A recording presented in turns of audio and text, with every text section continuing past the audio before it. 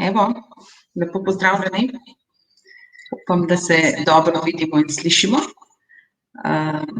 Zjutraj smo imeli nekaj tehničnih težav, tako da upam, da zdaj je vse okej. Jaz vas vse skupaj lepo pozdravljam. Malo nenavadna delavnica zame, tudi za vas verjetno, prvič moja online delavnica. Jaz upam, da ste vsi zdravi, da ste vsi doma, da imate mirne živce, hladne glave in da uspešno delate na svojih projektih. Moje ime je Vera, zdaj verjetno se z vsemi še ne poznamo, z nekaterimi smo se mogoče že srečevali. Se pravi, prihajam iz Tehnološkega parka Ljubljana in praktično svojo celo kariero se ukvarjam z pomočjo podjetjem, predvsem startup podjetnikom na njihovi poti, pri njihovem razvoju in v njihovih začetkih. Tako da jaz bi predlagala, da ne glede na to, da smo skupaj, ampak še zmeraj narazen, vkolikor imate kakršnekoli vprašanja, da kar sproti zastavljate, vidim, da pridno chatate, pišete, jaz vas vse skupaj lepo pozdravljam, vmes ne bom odpisovala, bom pa probala odgovarjati na vprašanja. Današnja tema, s katero se bomo naslednjo urico ukvarjali, je predvsem, bomo govorili o vaših strankah, o vaših potencialnih strankah. Predvidevam, da je večina tukaj danes z nami tistih oziroma takih, ki se boste prijavljali ali pa ste se že ali pa se boste kakorkoli tudi na ta razpis, ki ga je objavilo Ministrstvo za kulturo oziroma Center za kreativnost. Jaz bom poskušala tudi skozi današnjo prezentacijo iti predvsem v smislu, kaj vam bo prišlo prav tudi v siceršnjem vašem poslu, pa mogoče tudi kakšen namig, na kaj boste pa pozorni, ko boste pisali samo prijavo. Tako da, če ste za to, bi šli kar na predstavitev. Tako kot sem rekla, ogromno se bomo pogovarjali o strankah in o razumevanju njihovega problema, ker ko boste dovolj jasno razumeli, kakšen problem imajo vaši kupci oziroma vaše stranke, boste tudi dovolj jasno znali definirati, kdo oni pravzaprav so. In ko bomo dovolj jasno definirali, kdo so vaše stranke, bomo lahko tudi bistveno lažje zadevo tržili, prodajali, se šli marketing in vse, kar pač je povezano s tem.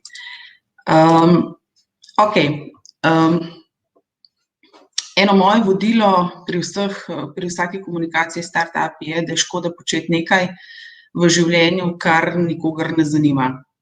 Seveda obstajajo naši hobiji, interesi, vse tisto, kar mi radi delamo, ampak uresničiti je treba pač tisto, kar nekomu prinaša veselje, zadoščenje in kar zadovoljuje njegovo potrebo. In to je v podjetništvu pravzaprav nekako vodilo. Tale gospod je eden od tistih, ki je meni osebno zelo blizu in govori pravzaprav o tem, da je treba narediti življenja nas samih in pa življenje naših strank boljše. To pa lahko edino tako naredimo, da v bistvu tako naredimo, da lahko stranke res dobro poznamo. Ni namen, da začnemo negativno, ampak vseeno, izkazalo se je skozi obdobje, da pravzaprav 9 od 10 mladih podjetij propade. 9 od 10 tudi v korporacijah inovacij propade. Pa običajno to ni zato, ker bi bil produkt slab ali pa storitev slaba.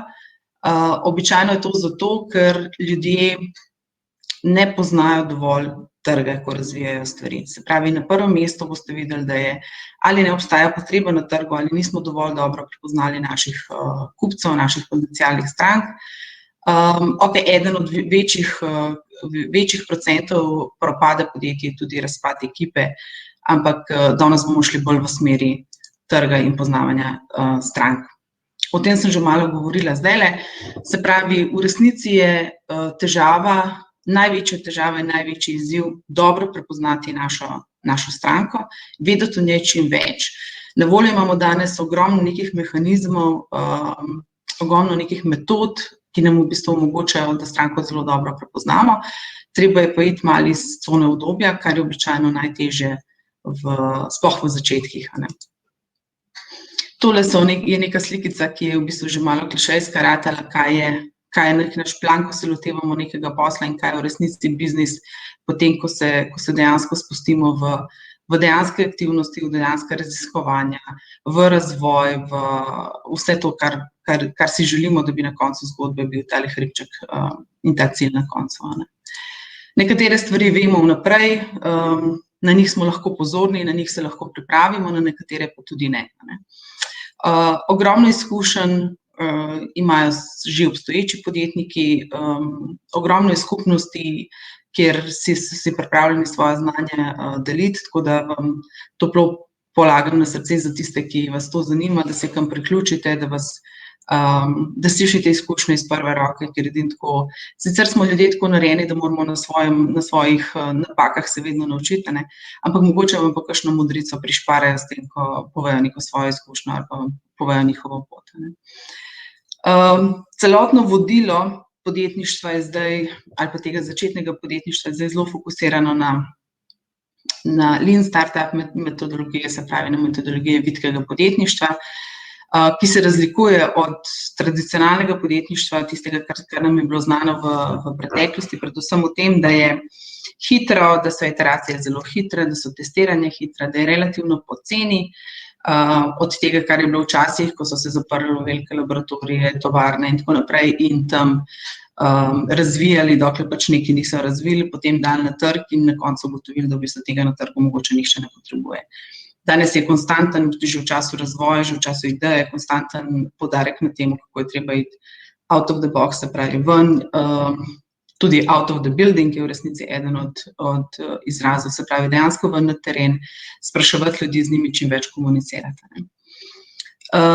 Zdaj predvidevam, da ste že kdaj slišali za Canvas. Canvas je v bistvu eno orodje do tega, da se pripravi poslovni model podjetja. Včasih smo delali bolj poslovne načrte, danes je to business model tisti, ki je tisto orodje, ki je v bistvu najlažje in najhitreje ga je v resnici tudi narediti, izvesti in tudi razumeti.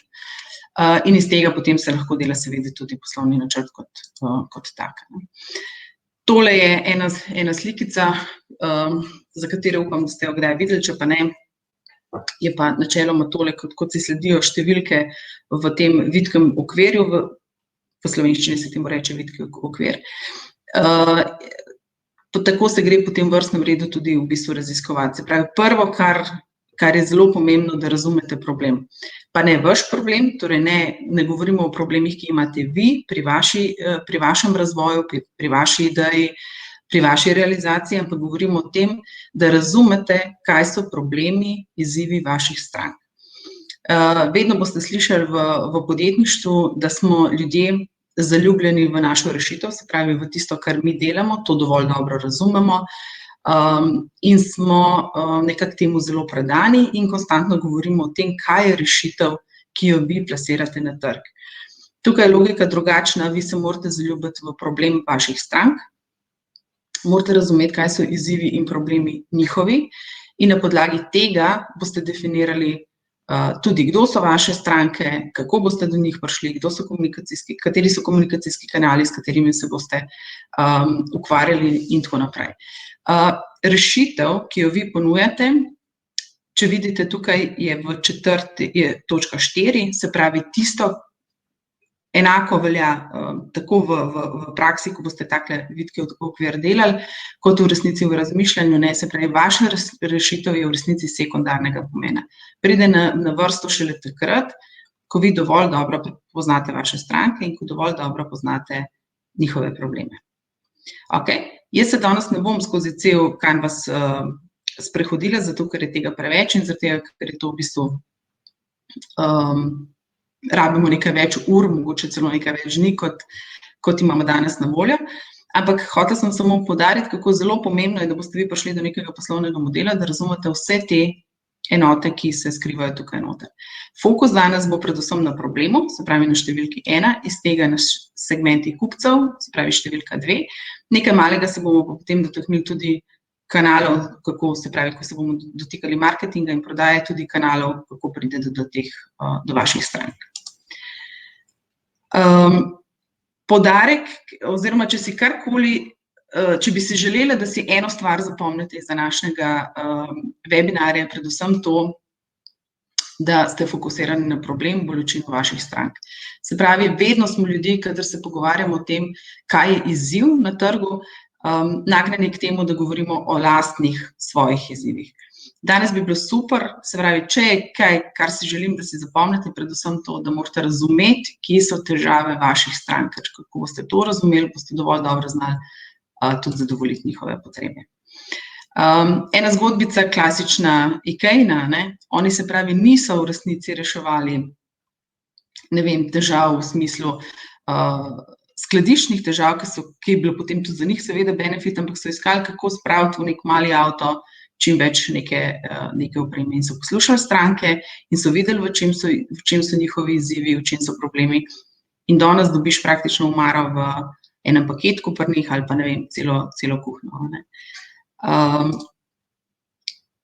Kaj je običajno težava, ki jo zelo pogosto podjetniki naredijo, je to, da si izberejo preveč ali pa poslušajo preveč težav, ki jih trg ima in na podlagi tega potem rešujejo veliko stvari naenkrat, kar je praktično nemogoče. Tega niti velike korporacije ne delajo z milijonskimi budžeti, tako da tudi neki mali startupi tega ali pa neka mala začetna podjetja tega ne morejo narediti. Zato je toplo priporočilo, da si izberete neke 3 ključne izzive, probleme, ki jih imajo vaše stranke in na katere vi lahko odgovorite z vašo rešitvijo oziroma z vašim produktom. Več kot 3 je preveč, vas defokusira, v bistvu vam onemogoča, da bi delali temeljito na vašem razvoju in temeljito se posvečali vsaki stranki in vsakemu problemu posebej.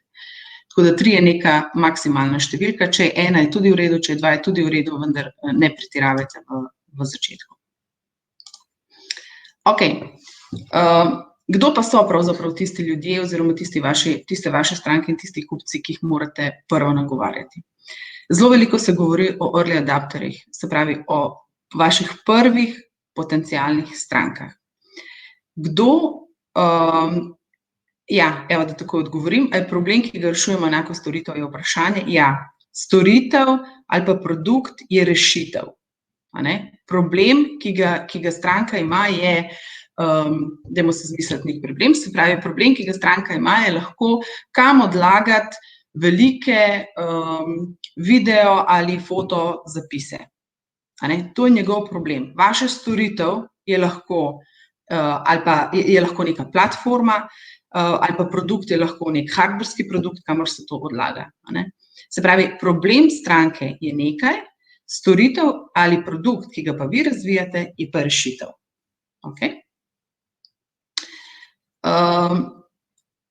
Potem je še eno vprašanje, bomo probali kar sproti. Kako opišemo problem, če delujemo kot B2B in B2C, torej so problemi, ki jih rešujemo, zanje drugačni? Ja, absolutno.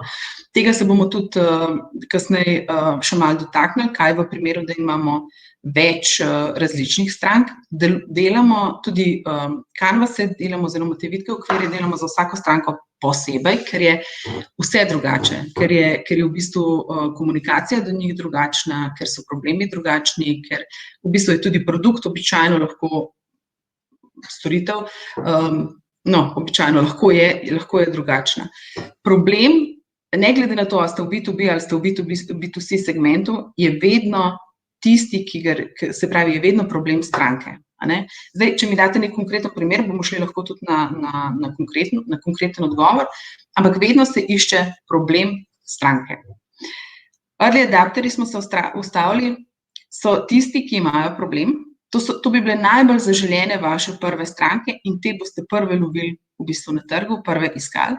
Se pravi, nekdo, za katerega veste, da ima problem, veste pa tako, ker je že aktivno iskal rešitev, mogoče je celo že našel neko delno rešitev, s katero ni zadovoljen, ali jo je sam naredil, še bolje je, če jo našel nekje na trgu, kar pomeni, da je za njo pripravljen plačati, in da vkolikor bo vaša rešitev boljša in mu bo odgovorila na vsa njegova vprašanja, izzive, ki jih ima, se pravi, je pripravljen tudi nekaj budžeta za to nameniti in kupiti vašo rešitev. Se pravi, iščemo najprej na trgu tiste, za katere vemo, da imajo problem, vemo pa tako, ker so ga že sami reševali. Ne glede na to, katera panoga je, katera dejavnost je, vedno obstajajo pač tisti, ki so prvi, najbolj zanimivi kupci na trgu in te je treba poiskati.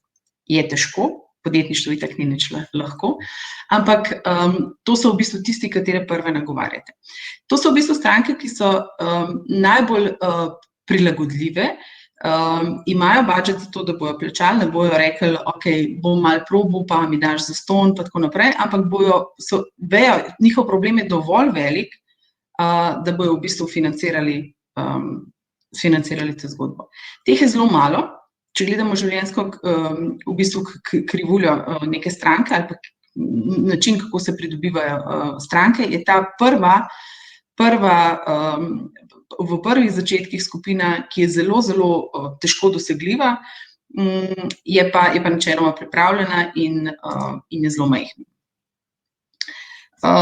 Ko se lotevate v bistvu iskanja vaših strank, delate na podlagi, tako kot sicer, večino stvari na podlagi nekih vaših assumptionov, nekih vaših predpostavk, slutenj. Vi si ta trenutek določite neko ciljno skupino in rečete, ok, moja ciljna skupina so ženske med 30 in 40 letom, srednje kupne moči, ki imajo, ne vem, otroke v vrtcu, izmišljujem si, ne. To je vaša predpostavka, ko boste šli na teren, boste potrdili, ali to res ali to ni res, na koncu se bo izkazalo, da mogoče, ne, ker gre, ne vem, razvijate neko igračo, se bo na koncu izkazalo, da v bistvu vaši kupci niso ženske, ampak so moški, ki so očetje in so, ne vem, starši takega tipa otrok, katerega vi nagovarjate, ne. Se pravi, vi vedno greste z nekimi vašimi predpostavkami, tako od segmentu kupcev, tako oceni o vseh stvareh na začetku, ampak ideja je, da ko si vi postavite neko ciljno skupino, kdo to so, ne, ker večinoma veste približno, za koga boste vašo storitev ali produkt razvijali, komu boste prodajali, ne, so v bistvu neke vaše predpostavke, ki jih kasneje na trgu tudi potrdite. Kar je zelo pogosto, da ljudje menjajo na začetku, kdo je vaš uporabnik in kdo je vaš kupec. Lahko je to ista oseba, ni pa nujno. In če smo bili zdajle recimo pri primeru, ne vem, nekih otroških igrač, vemo, da so otroci uporabniki, starši so kupci. Kupec je tisti, ki vam plača in tistega nagovarjate. Uporabnik pa ni nujno, da za storitev plača. Zelo pogosto se to kaže tudi pri kakšnih stvareh, kjer so vaši končni uporabniki, ne vem, zaposleni, kupec je pa v bistvu podjetje, direktor, lastnik. In čisto drugi načini komunikacije in nagovarjanja so v tem primeru. Prej smo se že malo pogovarjali o tem, kako je treba segmente kupcev v bistvu razdeliti. Ne delate vsega za vse. Zelo pogosto se zgodi, da ljudje smo tako zelo zaljubljeni v svoj produkt, da rečemo, to pa vsi rabijo, to bojo pa vsi kupili. Temu ni tako, zelo malo je dobrin, stvari, storitev, ki jih res dejansko cel trg potrebuje. Jaz bi si želela, da je med vami kdo, ki v bistvu bo imel tako rešitev, ampak običajno se izkaže, da temu ni tako in da se je treba pač zelo usmerjati v manjše skupine in jih zelo dobro segmentirati in jih razdeliti. Prej sem že rekla, za vsak segment kupcev posebej je treba narediti svoj kanvas, ker na koncu se vam bo v enem zelo težko, če boste za vsako stranko razdelili 3 probleme, pa boste 3 različne kanale komuniciranja razdeljevali, pa potem boste imeli, ne vem, 5 različnih segmentov kupcev, bo to preveč za en okvir in se iz tega ne boste nič znašli in je tudi zelo težko testirati. Zato je fino, da razdelite, da za vsako ciljno stranko naredite svoje. Se pravi, če delate v B2C-ju to, če delate v B2B-ju svoj kanvas in še znotraj tega v bistvu zelo paziti na dejansko konkretno ciljno skupino.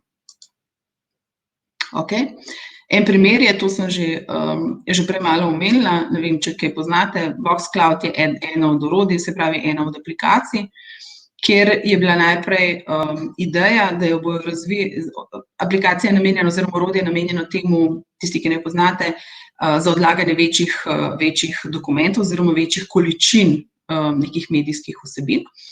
In takrat je bila ideja, da bojo to pač delali za vse, ki kakorkoli upravljajo s takimi materiali.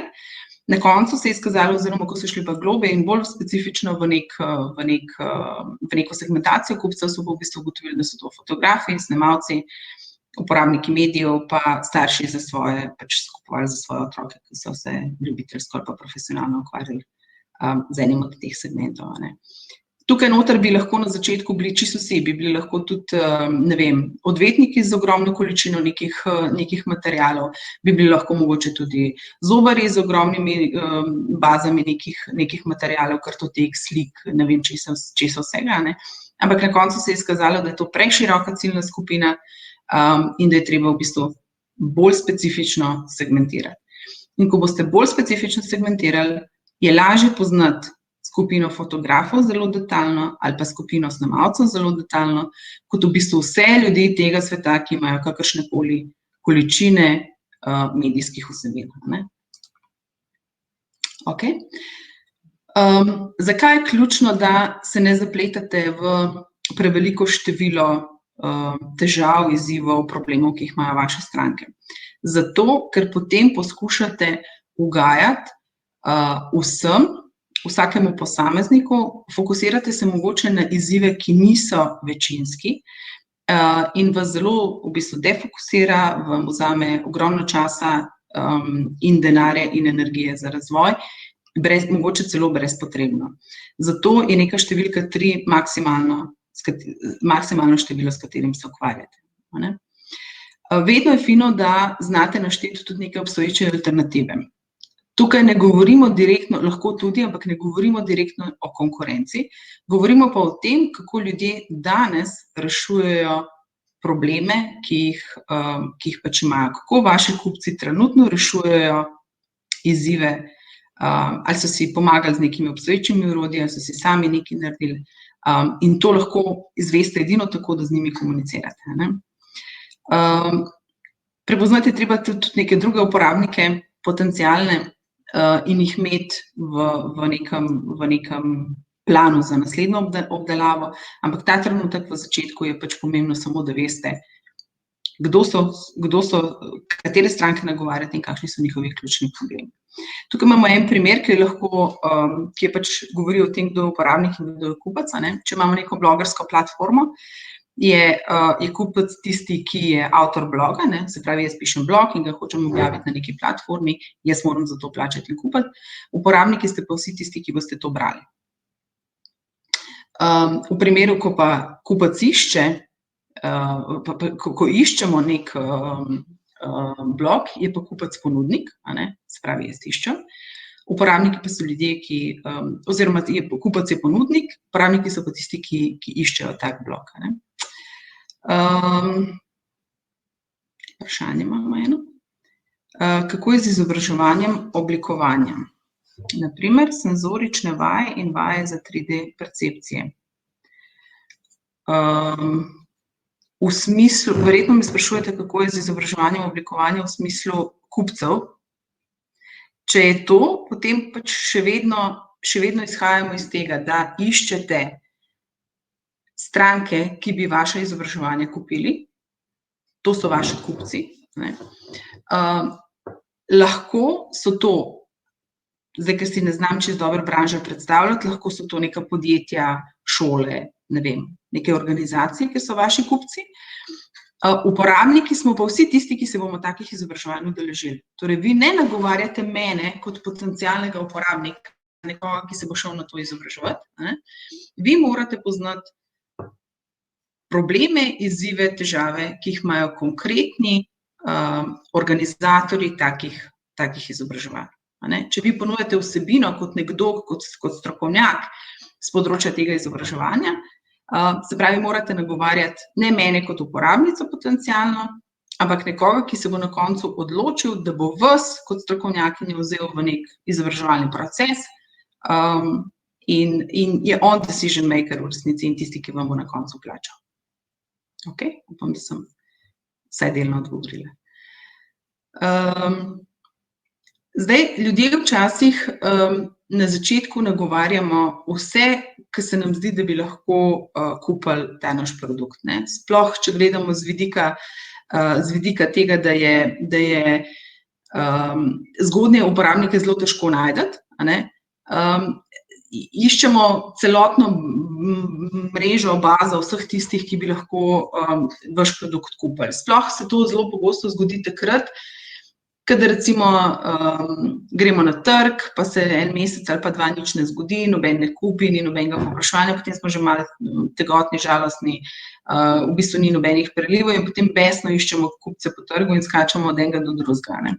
Zato je mogoče čas, da pred tem naredite pač neko temeljito analizo vaših strank in se posvetite res tistim, za katere veste, da so vaši uporabniki. Ok, še eno vprašanje imamo. Če ponudimo storitve na daljavo, so torej uporabniki tisti, ki bodo produkt uporabljali, kupci pa so praktično vsi, ki imajo možnost spletnega nakupa ali samo tisti, na katere ciljamo preko kanala. Ja, to je zdaj odvisno, Če gledamo, če je storitev na daljavo to, kar jaz danes vam predavam, ste vi uporabniki, kupec v narekovajih je pa recimo Center za kreativnost. Če govorimo o teh stvarih, se pravi, tisti, ki vam bo na koncu plačal vašo storitev. Lahko bi pa jaz organizirala seminar, ki bi bil plačljiv, pa bi vsak od vas, 65, ki je ta trenutek zdaj z mano, vsak od vas plačal karto in bi bili vi moji končni uporabniki, moje končne stranke, plačljive stranke, in bi zaobšli neko inštitucijo, kot je Center za kreativnost. Se pravi, odvisno, komu v resnici prodajate. Ok, hvala vam. Zakaj so te intervjuji s strankami tako zelo izjemnega pomena? V bistvu je to edina stvar, ki vam da v resnici dejanske rezultate s trga. In to potrebujete. Vedno se je treba na intervju dobro pripraviti. Ljudje me pogosto sprašujejo, kaj je najboljše narediti. Ali je najboljše narediti anketo, ali je fokusno skupino, ali je intervju, ali je, ne vem, neko online anketo. Metod in tehnik je ogromno, ampak zagotavljam vam iz nekaj 10-letnih izkušenj v podjetništvu, da nič ni ne da tako dobre rezultate kot dejanski stik z vašo stranko, se pravi direkten intervju z vašimi potencialnimi strankami. Če pošljete anketo, pomeni, da v bistvu že vi dajete neke predikcije odgovorov, vi se zmišljujete, ugibate, kaj stranke potrebujejo, na podlagi tega vam oni odgovarjajo. Predstavljate si, kadar vi izpolnjujete neko anketo, najbolj pogosti odgovori so številka 3, se pravi nekje vmes, ali pa drugo, kjer ne obrazložite, večina ljudi ne obrazloži, kaj je tisto drugo, in ostanejo zelo nedorečene in v bistvu zelo površne ankete. Poleg tega smo ljudje kar malo nagnjeni k laganju. Pa mogoče ne hote, mogoče ne zanalašč, ampak v bistvu zaradi tega, da bi čim bolj všečno odgovorili na kakšna vprašanja, se včasih na nekaj, kar ni tako zelo naš direkten problem, včasih tudi malo zlažemo, pa malo odgovorimo, a bi kupil, ja, bi kupil, pa na koncu, ko je treba pa denarnico odpreti, pa pač ni več tistih, ki bi to kupili. Tako da intervju je zagotovo nekaj, kjer ti vidiš človeka, doživiš, vidiš tudi kakšno mimiko, vidiš, ko ga nekaj vprašaš, da malo zavije z očmi, ali pa da pokaže neko posebno navdušenje, Skratka, je čisto drugačen vtis. Zato jaz vedno predlagam, da je treba iti ven, da se je treba z ljudmi pogovarjati, dobro, zdaj ostanite doma, zdaj ne iti ven, ampak načeloma komunicirati z vašimi potencialnimi strankami in čim več v bistvu nekih intervjujev narediti osebno. Zdaj, tukaj v nadaljevanju je tudi nekaj korakov, kako v bistvu te intervjuje speljati. Veliko boste našli tudi na spletu, nekih priporočil, mogoče celo nekih, ne bom rekla vzorcev, nekih moštrov, ki to nikoli ni fino, ampak pač nekih korakov, nekih poti, ki vas bojo peljali do tega, da boste vi v bistvu opravili dober in kvaliteten intervju. Kar je za mene najbolj pomembno je, da vsi tisti, ki ste take klepetulje, kot jaz, se postavite v vlogo poslušalca. Se pravi, ne govorite vi, čim manj govorite vi in čim več pustite, da stranke povejo. Vprašate seveda, komunicirate absolutno, ampak ne gre za vaš prodajni pitch, ne gre za to, da ste se vi natrenirali pa v piko spilali to, kaj vi počnete in zdaj želite nekoga navdušiti, ampak v bistvu iščete, poslušate, kaj so njihovi izzivi in težave. Če smo prej rekli, da je treba ožati, čim bolj ožati, kdo so vaše stranke, je pri intervjujih včasih fino, sploh če ste na začetku, če je nov produkt, če se na novo spuščate v nek posel, je na začetku zelo fino in koristno zajeti čim širšo množico intervjujencev. Zakaj? Zato, ker boste tako lahko izluščali in ugotovili mogoče, da ste vi naredili neko napako pri segmentaciji, da ste narobe ocenili, da so to taki in taki potencialne stranke, ampak da se vam bo na koncu izkazalo, da je to čisto neka druga ciljna skupina. Nikoli ljudi ne sprašujte, kaj rabijo, ker to včasih, tako direktno, ker to včasih ne znamo odgovoriti, v resnici ne znamo odgovoriti. Izluščiti morate iz njihovega problema, iz njihovih izjav, ki vam bojo dali, iz njihovih ljudje zelo radi, ki nas nekdo vpraša o tegovah, zelo radi izlijemo dušo, pa povemo, kaj nas vse muči in kaj vse ni okej. Tako da poskušajte jih čim bolj poslušati in meriti opazovati, kaj oni počnejo. Če imate možnost to v nekem opraviti intervjuje z nekimi ljudmi v njihovem delovnem procesu, da vam oni pokažejo, kako trenutno rešujejo težave, bo še toliko lažje. To vedno ni mogoče, ampak če pa je pa fino. V podjetništvu tudi vedno rečemo, ne sprašujte prijateljev, znancev, mame, ker ti ljudje vas ne želijo prizadeti, ljudje vas želijo pohvaliti, super je, kar delaš, vas pač ohrabriti. Pa kljub temu v tem trenutku je mogoče dobro, če prvič delate intervjuje, da to naredite z ljudmi, ki jih poznate. Mogoče ne z najboljšimi prijatelji, ampak z ljudmi, ki jih poznate, kjer vam ne bo nerodno, kjer boste tudi potestirali, ste sploh prava vprašanja pripravili, a se sploh o pravih stvareh pogovarjate in vam bo mogoče na začetku lažje. Super je, če imate možnost, če ste tim, če niste sami v ekipi, da tudi vzamete koga s seboj. Se pravi, a veste v novici o policistih. Včasih je fino, da nekdo sprašuje in včasih je fino, da nekdo samo opazuje. To, če imate ekipo, je zelo dobrodošlo. Tudi fino je, da se razdelite vloge tako, kot ste nekako, ne vem, karakterno ali pa po nekem znanju, izkušnjah do sedaj razdeljeni v ekipah. Včasih je nekdo boljši v opazovanju in poslušanju, nekdo malo slabši. Tako da, če imate možnost, pojdite v parih in nekdo bo bolj aktiven v komunikaciji, nekdo pa bolj aktiven v opazovanju. Prosite za dovolj časa. Zdaj, intervjuje ne smejo biti predolgi, ne smejo biti pa prekratki, zato da boste dobili neke relativne sploh odgovore. Pravijo, da tam 20 do 30 minut je skoraj maksimum, ki ga lahko porabite na eno osebo. Zdaj, včasih več, včasih manj, ampak načeloma v 20 do 30 minutah pridete skozi in dobite informacije o tistih stvareh, ki vas najbolj mučijo, oziroma o tistih stvareh, za katere želite ljudi spoznati. Ni merila koliko, včasih ljudi sprašujejo, ok, zdaj bom šel pa narediti ankete oziroma intervjuje, koliko pa je dovolj, da jih naredim. Tle ni kriterija.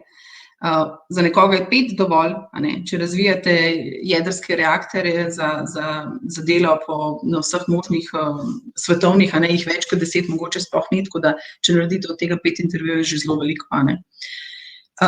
Ampak pripravite se pa na čim več. Včasih jih 50 ni dovolj.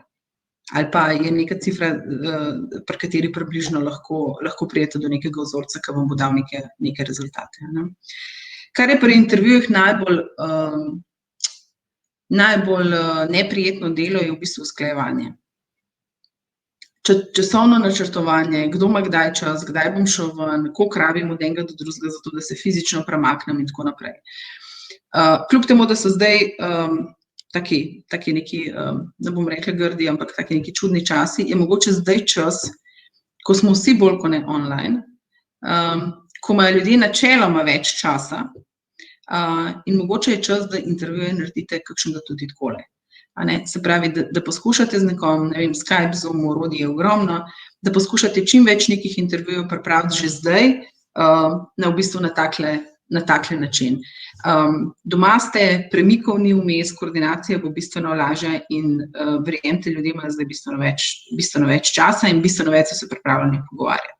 Tako da mogoče v tem trenutku poskušate to tudi izkoristiti. Vedno si beležite rezultate sproti, včasih ljudje sprašujejo, ali naj snemajo, to je zelo odvisno. Pri snemanju smo včasih ljudje malo bolj zategnjeni, pa včasih pol tudi kaj ne povemo, ker imamo skozi v glavi, da nas nekdo snema. To je pač zelo odvisno od tega, koliko poznate sogovornika, če ga, Se pravi, če ste v neki prvi fazi, ko nagovarjate tiste, s katerimi ste se že srečali in jih poznate, je mogoče to okej, sicer pa jaz načeloma odsvetujem snemanja. Pridno si pišite, zapisujte, opazujte, in to je načeloma čisto dovolj. Okej, tukaj boste našli še par nekih nasvetov in korakov, ki vam bojo mogoče v bodoče še kaj pomagali. Kako pa v bistvu začeti oziroma priti do nekih potencialnih kupcev?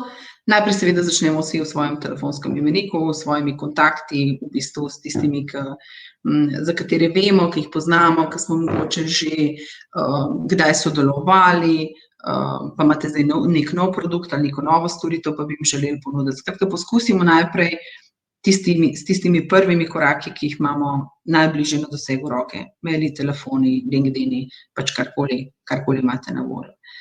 Drugi korak je, kjer običajno, ko zaključite intervju, to se zelo, zelo dobro odnese, je, da vprašate, okej, hvala za tvoj čas, da si vzel, super, a imaš koga, ki bi mi predlagal, ali pa za koga misliš, da bi bilo še fino, da z njim kaj poklepetam. Ja, imam, ne vem, pa un, okej, super, lahko narediš nek intro mail ali pa neko povezavo, ali pa me predstaviš, ali pa ti bom poslal eno kratko notičko o meni, pa bi mu recimo posredoval in potem se dogovoriš za naslednji sestanek. Zelo pogosto so take zanimivi triki tudi vezani na lokalno okolje, na neko lokalpatriotstvo oziroma na nekaj, kar je vam blizu. Se pravi, ste v nekem okolju, kjer delujete, ste pripadni temu okolju, mogoče tukaj celo živite, delate, ali pa ste rojeni, se vračate v nek rojstni kraj, se povezujete z ljudmi, ki so v lokalni domeni in to daje običajno zelo, tudi sicer v svetu, ampak pri nas pa sploh eno zelo tako lepo pozitivno noto. Tako da to tudi ljudje izkoriščajo in je fajn. Tisti, ki imate že neke svoje spletne strani, žal, kljub temu, da smo danes zelo v dobi digitalizacije, še vedno premalo, tudi zelo tehnoloških podjetij, še vedno premalo izkoriščajo vse te podatke, ki so nam na voljo. Kamorkoli ste šli v trgovino, katerokoli kartico zvestobe imate, ste tam pustili vse možne podatke in zdaj veste, da nekateri vas s tem bolj zasipajo, nekateri vas manj zasipajo, ampak lahko bi, se pravi, vsi tisti, ki imate neko spletno stran, nek mailing sistem, neke novičke, ki pošiljate vašim potencialnim strankam ali pa jih boste, vse to, vsa ta baza kontaktov je za izkoristiti. Ljudje, ki smo vam dali, dobro, seveda skladno z GDPR-jem in vsem tem, kar je zdaj aktualno, ampak ljudje smo pripravljeni komunicirati, sodelovati, mogoče celo bolj, kot si mislite. Vedno poskušajte ponuditi tudi nekaj v zameno. Ne denarja, absolutno, ampak poskusite, ne vem, a vam lahko pošljem, ko bom imel prvo demo verzijo, a bi hotel potestirati, a vam lahko pošljem link na spletno stran, pa mi boste še kaj pokomentirali, vam lahko pošljem predstavitveni video, skratka, ne vem, pišem bloge, delam, ne vem, karkoli, ali vas lahko pač s tem, vam lahko to posredujem. Vedno poskušajte nekaj v zahvalo dati nazaj. Nazadnje nekaj, kar je nam Slovencem načeloma najbolj zoprno, so te neki cold calli, se pravi, da dvigneš telefon, to nam pač nekako ni v krvi, da dvigneš telefon, da pokličeš, da pošlješ mail, da kontaktiraš nekoga na LinkedInu, da se spraviš v narekovaju na tisto ciljno skupino, ki jo ne poznaš, ki ti ni blizu. In včasih ne veš,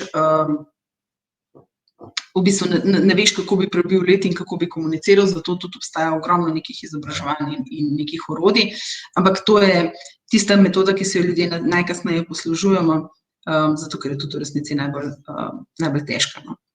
Ok, imamo še eno vprašanje. Ko že 11 izkušenj z izobraževanjem, veš, da uporabnik zaradi novih pristopov misli, da tega ne rabi. Mislim predvsem na srednješolce in študente, ki se šele po izkušnji zavejo učinka. Zdaj tako, v bistvu verjetno so vaši, se pravi, uporabniki vaši so tisti, ki so mladi, predvidevam mladi študenti, srednješolci, niso kupci. Ljudje se pogosto ne zavemo stvari, se ne zavedamo, da stvari, ki so na trgu, ki bi nam lahko, ne vem, olajšale, skrajšale, pospešile, omogočile karkoli nekaj boljšega, da se tega v prvi fazi ne zavedamo.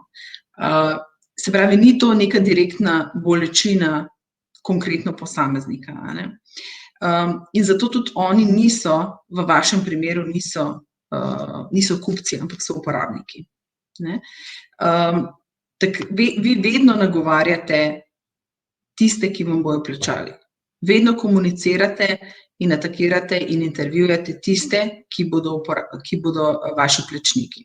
Z uporabniki lahko razvijate, zaradi boljše uporabniške izkušnje, lahko razvijate izobraževalne produkte, če se zdaj o tem konkretnem primeru pogovarjamo. Ampak v resnici vso komunikacijo izvajate in raziskujete na strani kupcev. Se pravi, če je neka inštitucija, če sem jaz XYDO, ki organiziram taka izobraževanja in vas najamem za to, da boste delali, jaz verjetno to delam zato, ker imam nek kanal, sem raziskal, da imam neke uporabnike. Lahko se zgodi, da je bila tudi njihova percepcija napačna. Ampak vi načeloma komunicirate izključno in samo s kupci. Uporabniki vedno jih morate imeti blizu, vedno morate razumeti njihove potrebe, želje, oni vam lahko izboljšajo vaš produkt, ampak v smislu poznavanja strank je pa vedno poznavamo tiste, ki so naši plačniki.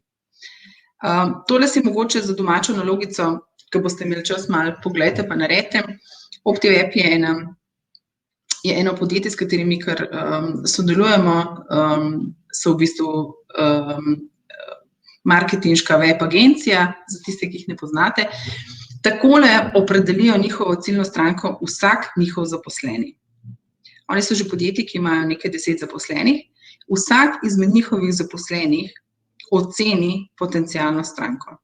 Tisti, ki prodaja, direktor v marketingu, računovodkinja, skratka vsi, ki so zaposleni v podjetju, zato da se vidi, kakšno percepcijo ima vsak posameznik do svoje stranke. Skratka, če ste podjetje ali pa če boste podjetje, ko boste rasli, ali pa če ste tim ta trenutek večjih, je ključnega pomena, da vsi enako vidite, da vsi enako razmišljate. Mislim, da vsi enako razmišljate, je težko, ampak da se v bistvu vsak postavi v vlogo, ker tako boste najlažje dosegli tisto oceno, kdo je pravzaprav sploh vaša ciljna stranka. In oni ocenjujejo stranko na podlagi vsega, kar je tukaj noter zapisano, se pravi, kakšno ima pozicijo v podjetju, kako je prišla do OptiWeba, ali je to nekdo povedal, ali je to spletna stran, ali nekje videla nek letak, ali je poslušala predavanje direktorja, karkoli. Zakaj so se odločili, da bi bili njihova stranka? To je vedno, se pravi, ti sicer pol na koncu stranko že vprašaš, ampak vedno je percepcija zaposlenih, ekipe, tista, ki mora biti dovolj jasna. Zakaj se je nekdo odločil, da pride k nam? Kakšno znanje ima, kaj si želi, njihovi poslovni izzivi. Vi lahko to prilagodite na neke svoje kriterije. Hotela sem vam samo pokazati vzorček, kako podjetja v bistvu merijo svoje ciljne stranke. Ok. Kaj je še ključno, da se pogovarjate? da se pogovarjate o njihovih problemih. Da vi dovolj jasno veste, kaj rešujete, kakšne izzive imajo stranke in predvsem, kaj oni vidijo kot največji izziv. Kaj oni vidijo kot največji problem. Če tega ne skomunicirate dovolj jasno, če ne dobite dovolj velikega potrditvenega odgovora, je tukaj tveganje produkta, ko se bo srečalo s trgom, zelo veliko. Eno je tveganje za produkt, eno je za trg samo in eno je pravzaprav tveganje za kupca. In vse to v intervjuju, ko se pogovarjate o problemu, vi potrdite neke vaše domene, ki ste jih imeli. Tveganje trga je pač konkurenca. Vi morate poznati, kdo je vaša konkurenca, morate vedeti čim več o njih, o njihovem načinu dela, o njihovem razmišljanju. Morate razumeti tudi obstoječe alternative, ki vam bojo kupci povedali, da jih uporabljajo. Če jih še ne poznate, jih morate raziskati, takrat, ko vam povejo. Zato, ker je pomembno, na kakšen način oni trenutno rešujejo njihov izziv.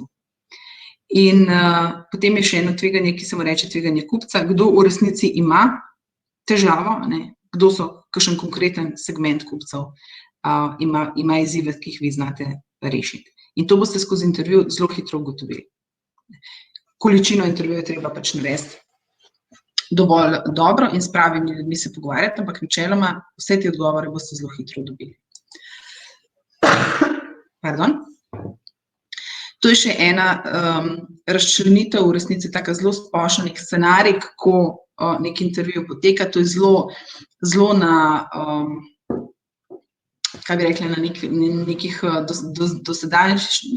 dozdajšnjih številu izvedenih intervjujev, neka najbolj realen scenarij, kar je pomembno, da v bistvu ne govorite vi preveč, to smo že povedali, da pustite največ časa, da kupec govori, njihov, se pravi, 15 minut imate od, ne vem, tukaj mislim, da je 20 oziroma nekaj 30, raziščite kupčev pogled na svet.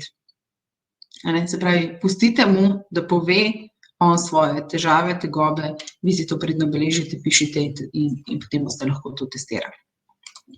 Okay. No, kaj se pa najbolj pogosto zgodi, ko rečemo ljudem, da morajo iti ven? Ja, težko je, ne? Težko je iz cone udobja, težko je iz neke faze, ko v bistvu smo mi prepričani, da to, kar delamo, je koristno, je dobro, je uporabno, bo rešilo marsikomu, ne vem, življenje mogoče, ne? Ampak zelo pogosti odgovori, ki jih pa dobimo, ko ljudi pošiljamo, ko podjetnike pač pošiljamo ven, so pa predvsem, ogromno jih je, sem jih pač tle sam par spisala.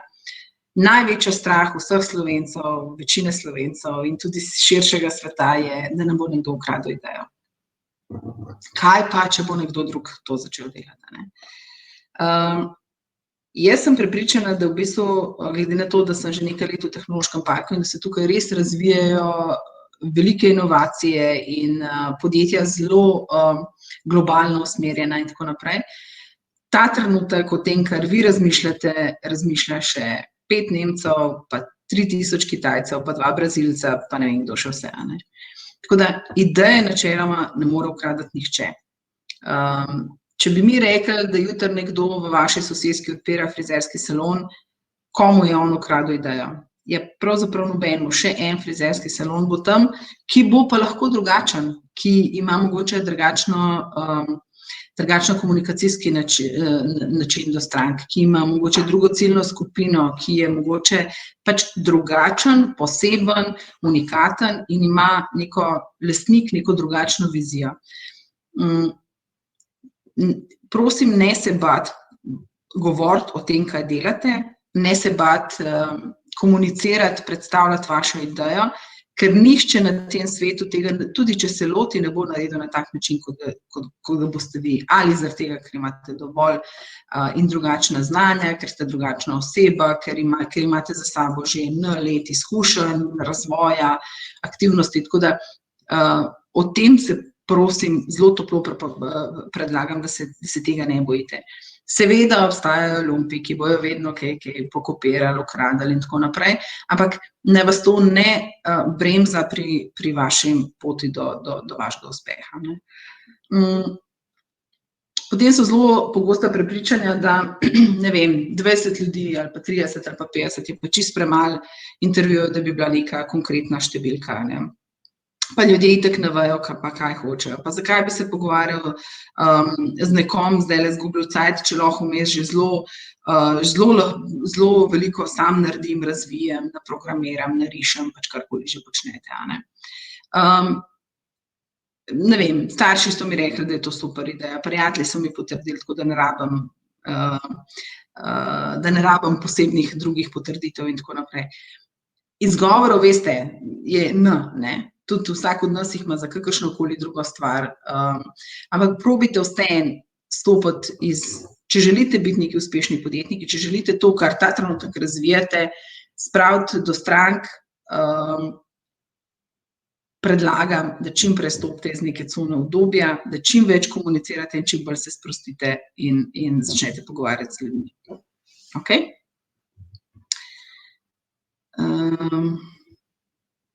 Še eno vprašanje imamo, ali je delanje survejev lahko zamenjava za intervju?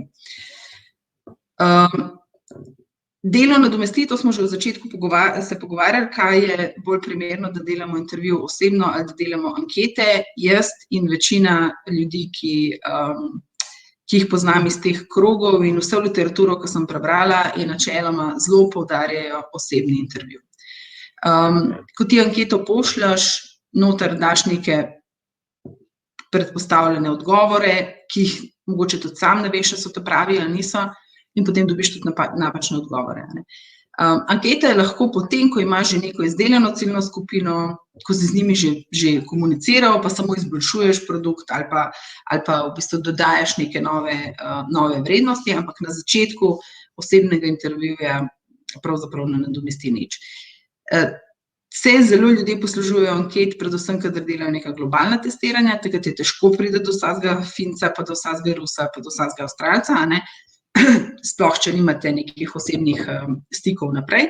Takrat je lahko mogoče anketa, ampak vedno insistirajte, ali pa vsaj v anketi nekje od spodaj dajte neke vprašance, ali se lahko slišiva na to temo, ali ne vem, skratka nek poziv, call to action, zato da bi bili čim bolj pristni v odnosih. Okej. Zdaj, če smo se prej pogovarjali o frizerjih, a ne,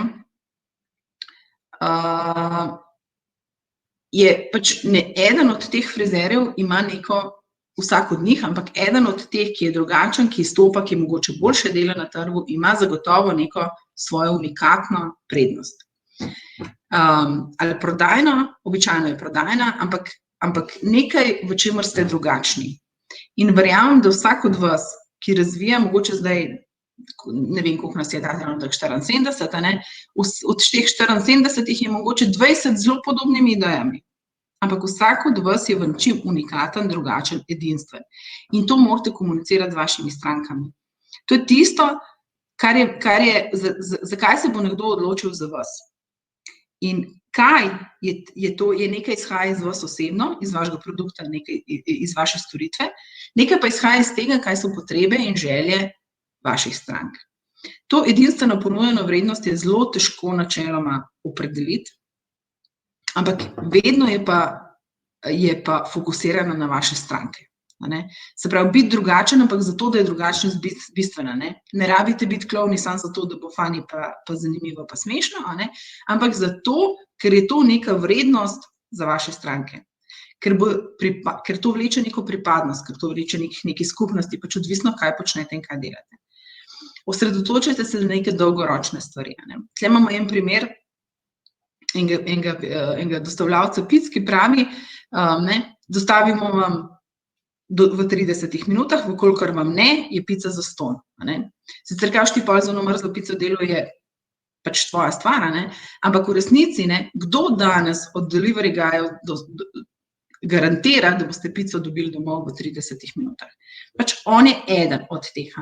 In če delate karkoli drugega, probajte najti nekaj, kar je neki unik v vas, s čimer se vi ponotranjite, kar vi razumete in kar bojo vaše stranke cenile, razumele in kar bo neka vrednost, zakaj so pripravljeni vam plačati, ostati lojalni in še priporočiti, kar je super, še komu drugemu.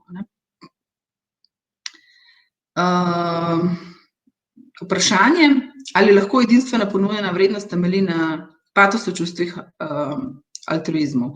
Lahko, če je to, kar ponujate, vrednota tudi vaših strank.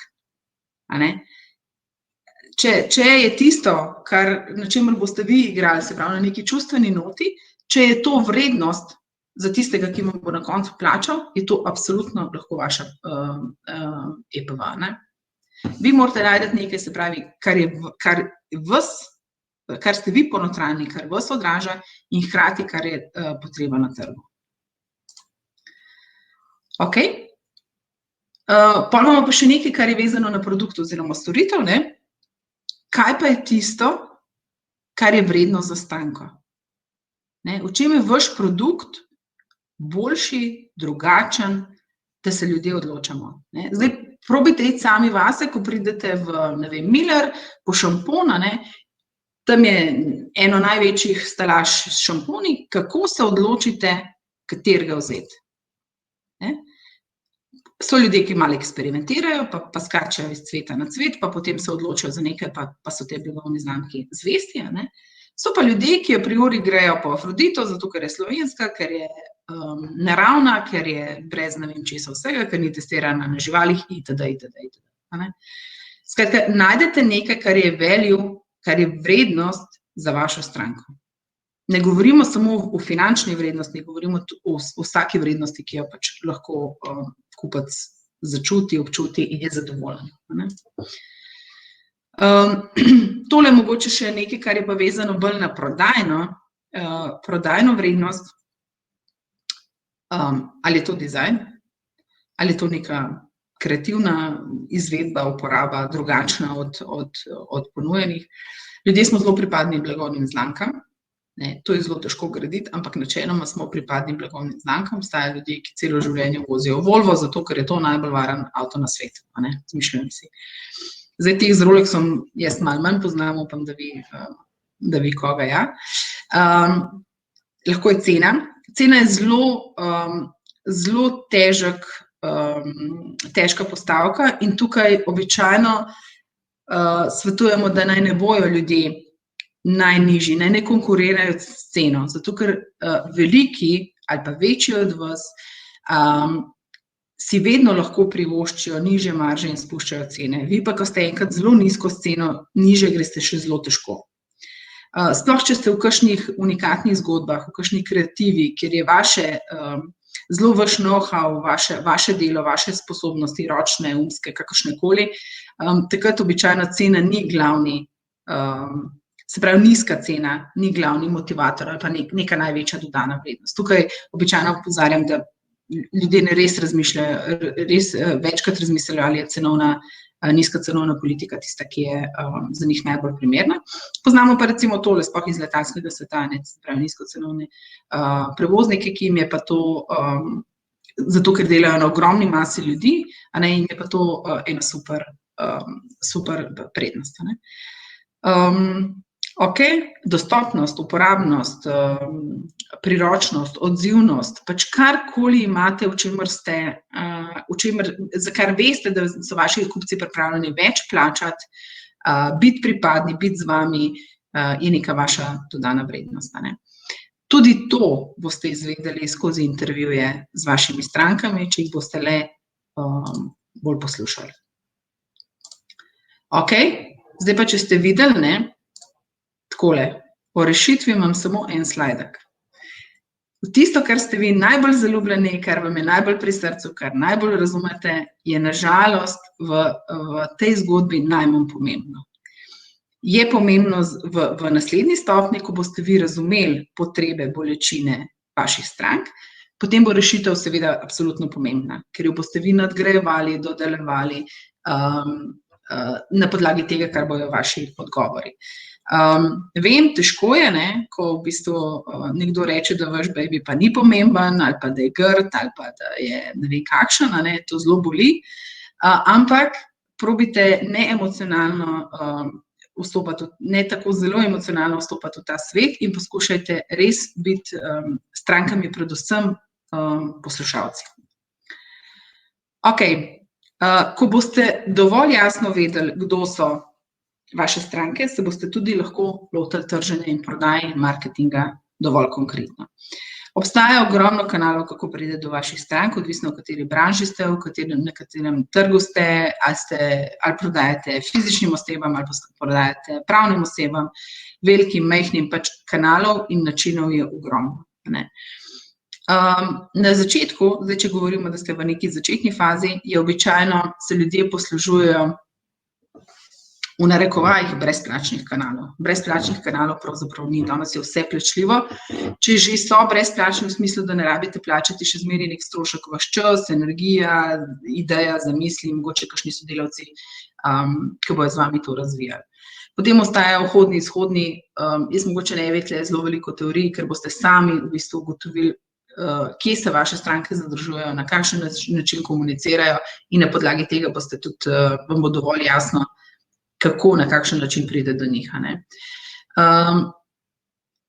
Zdaj, pomembno je, kar je ključno, da vi v bistvu stranko, ko dobite, jo na nek način ohranite. To zadrževanje ljudi, ohranjanje strank je izjemnega pomena in bistveno težje včasih, kot pridobiti novo stranko.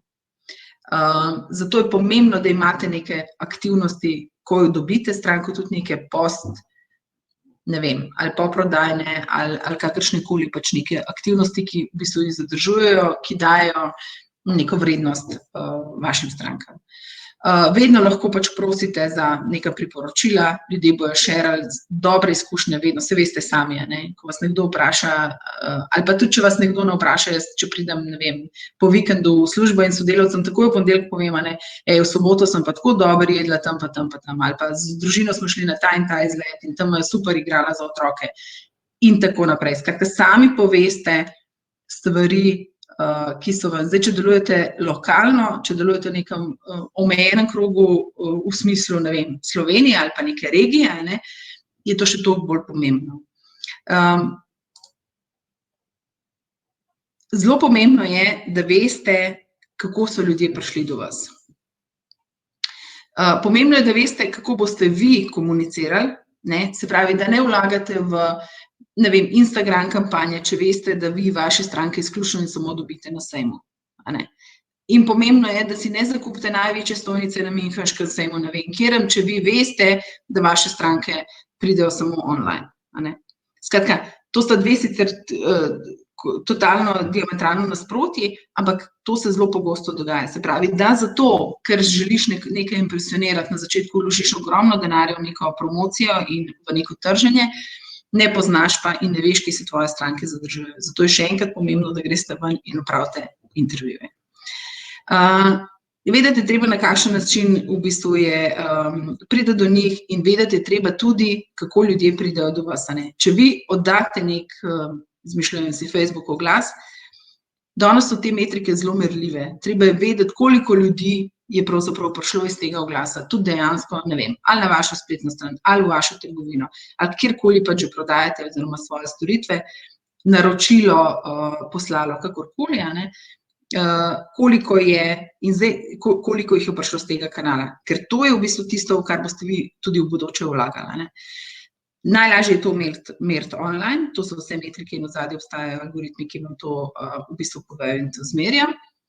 Na sejmih morate biti sami aktivni, na kakšnih dogodkih, na kakšnih predstavitvah, prezentacijah, če pišete bloge, pač ne vem, na kakšne vse možne načine to počnete, ampak vedno je fino, da veste, odkot potem ljudje pridejo nazaj.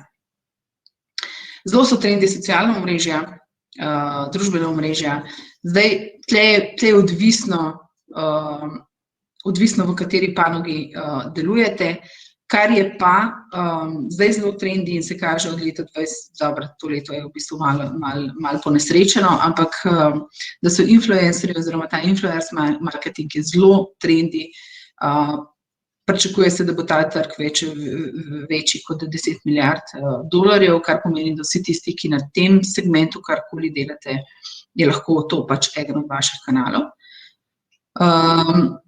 Video vsebine so zelo aktualne, zelo trendi, ljudje čedalje manj beremo, lahko pa hitro kaj vidimo, poslušamo in tako naprej, ne.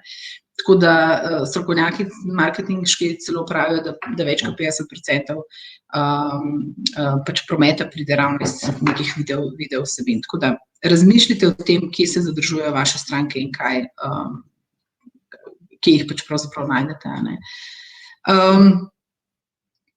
Zdaj tako, ne, časopisi načeloma se čedalje manj čitajo v neki hard verziji, to pač je relativno jasno, saj gre bolj na digital, ampak če je to trend, ne, če veste, da so ciljne vaše stranke tisti, ki pa to berejo, je pa absolutno to tudi eden od načinov, relativno drag v zadnjih časih, ampak eden od načinov, ne. Kar je še pomembno, kar je meni zelo padlo v oči, je, da so se v bistvu v letih ta pozornost človeka, ko je v bistvu online, iz nekih 13 sekund padla na 6, zdaj mislim celo, da je že manj, če kdo med vami strokovnjak me lahko tudi popravi. Mislim, da je celo manj kot 6 sekund. Se pravi, ko naredite svojo spletno stran in jaz pridem na njo, pomeni, da sem na njej maksimalno 6 sekund. Ne? Kar vam da vedeti, da v bistvu v teh 4-5 sekundah me morate tako impresionirati in mi vse jasno povedati, kaj dobim pri vas, da bom ostala. Ker če ne, ga v bistvu zelo hitro izgubite. 6 sekund je pa dvakrat pomežikneš z lučkom, pa je konca. Ne? Tako da časi so tle v bistvu zelo, stranke smo zelo neučakane. Ne? Ok, tle imate še nekih 10 korakov, ki so najbolj takih prodajnih, pač, da pridete do nekega prodajnega načrta, ki so neke take najbolj tipična, a ne. Tako da to si mogoče, pogledajte, pa če vam bo zanimivo, si tudi pripravite nekako mogoče odgovore na ta vprašanja. Kaj je pomembno pa nekem marketinškem načrtu? Predvsem, če mene vprašate, predvsem to, da vemo, komu bomo komunicirali, da vemo, kakšen budžet rabimo za to, da se gremo, ne. Zdaj, včasih ljudje zelo tako z nič denarja pa potem rečejo, ja, pa bomo, ne vem, pa bo Heidi Klum mi delala reklamo, ne, kar je verjetno malo verjetno, ne. Ampak mogoče pa imate neke storitve oziroma neke rešitve, ki pa, za katere pa veste, da bi recimo konkretno v tem primeru bila njej to zanimiva zadeva in bi vam pri vaši marketinški promociji pomagala. Ena zelo luštna zgodba je, ki se zdaj dogaja, če kdo pozna Mali junaki, a ne, oni so primer, ko so se zelo usmerili v influence marketing, brezplačno pošiljajo knjigice, zdaj pa kdo od znanih svetovnih pač person jih spromovira, kdo pa tudi ne. Ampak oni so pripravljeni, da imajo, ne vem, 100, 200, 500 knjigic na leto, ki jih podelijo. Zdaj pa vi morate vedeti, da vas to nekaj stane, morate vedeti, da morate imeti pač za to nekaj pripravljeno. Custom rešitve delate za vaše stranke, a ne. Skratka, plan morate imeti in korake, kako boste do nekega marketinškega načrta prišli.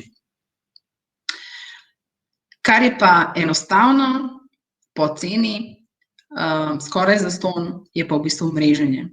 Neka povezovanja, mreženja do ljudi, neke odnose do ljudi, ki jih pa lahko delate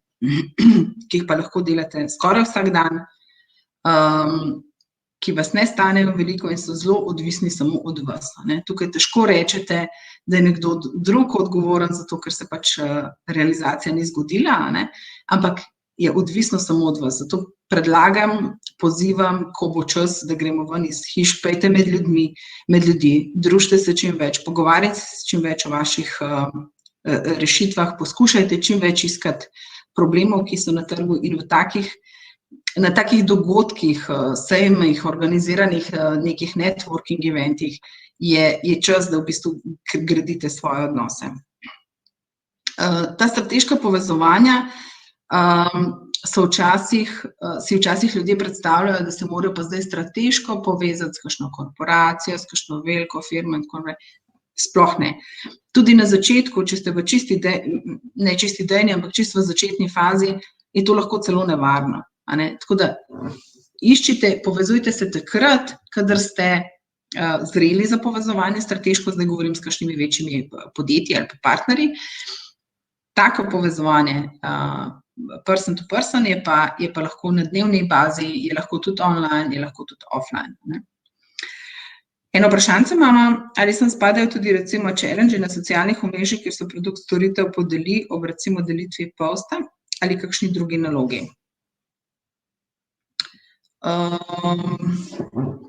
To pa zdaj ne vem, če sem čisto dobro razumela. Se pravi, če objavite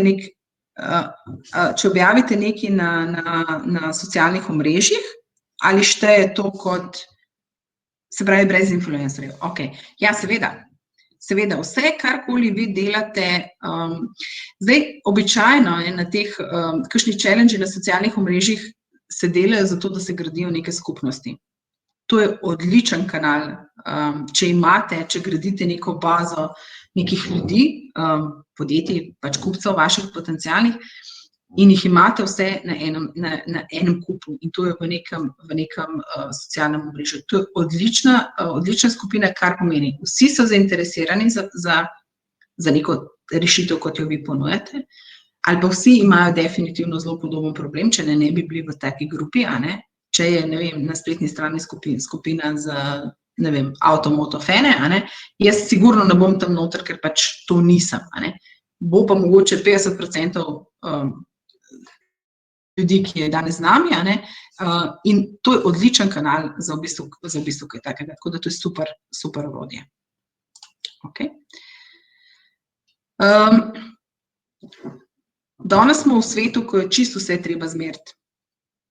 In tudi vaše komunikacijske kanale, prodajne kanale se da meriti. Nekaj o tem smo že govorili.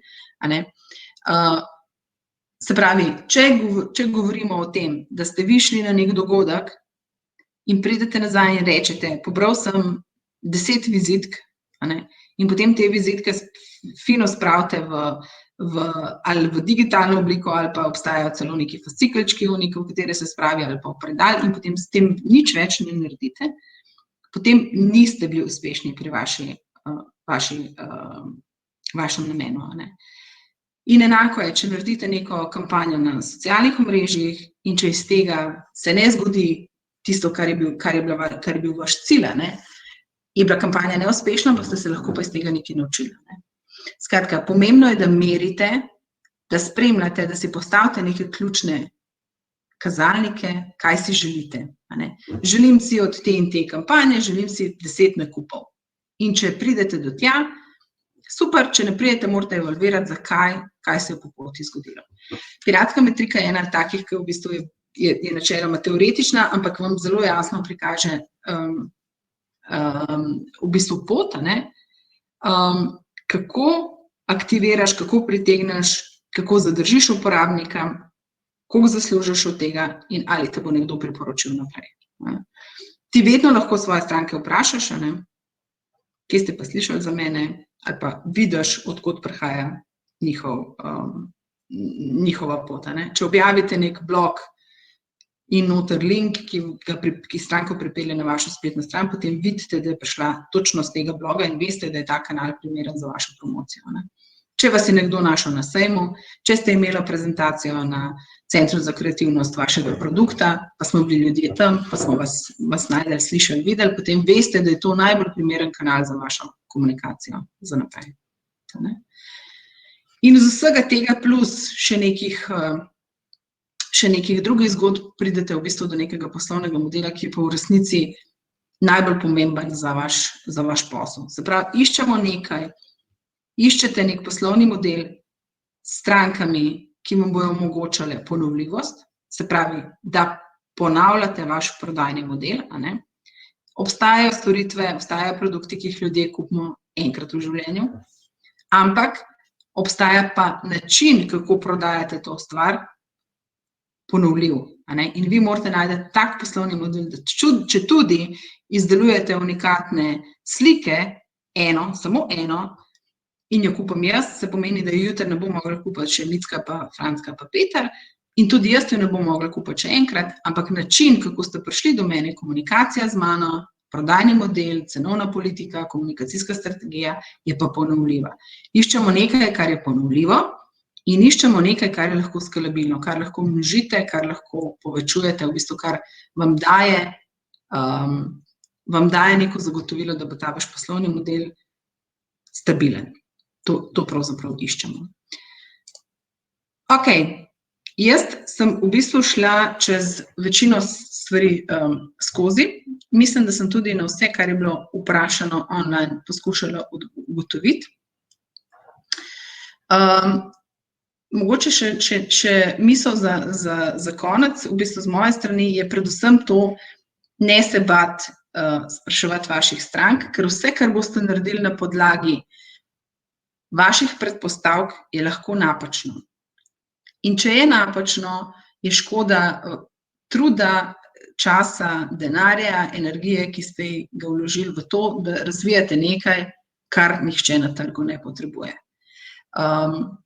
Fokusirajte se na vaše stranke, ko bodo one srečne, bo vaš posel zagotovo cvetel.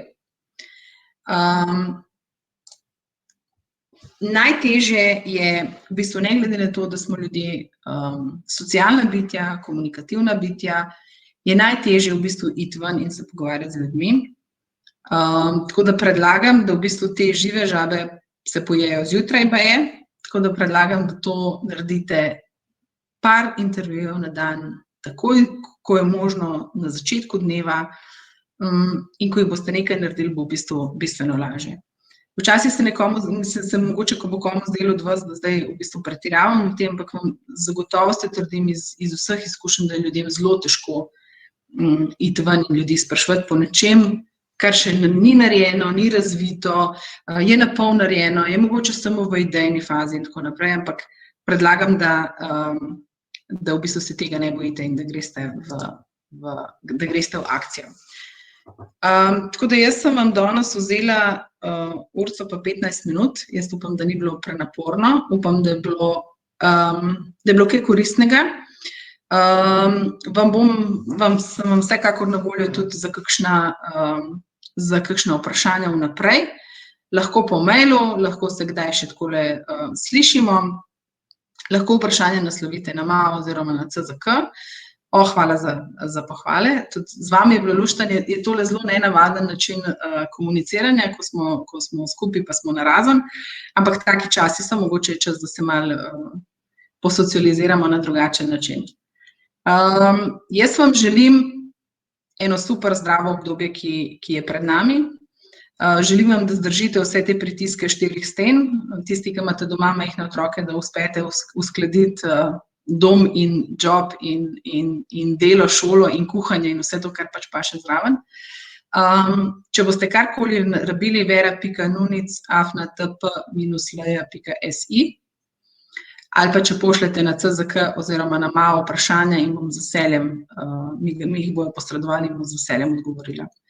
Vas lepo pozdravljam in vam želim, da greste čim prej delati intervjuje, pisati prijave, tisti, ki se boste prijavili na razpis, oziroma delati na sebi in na svojem poslu čim več. Ok, ostanite zdravi. Čau. Če imamo še kakšno vprašanje, še kakšno minutko počakamo.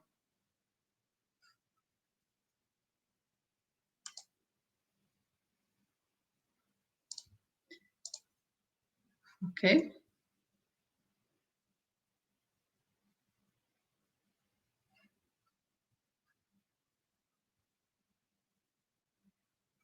Zdravo, vas jaz pozdravljam z Centra za kreativnost. Hvala.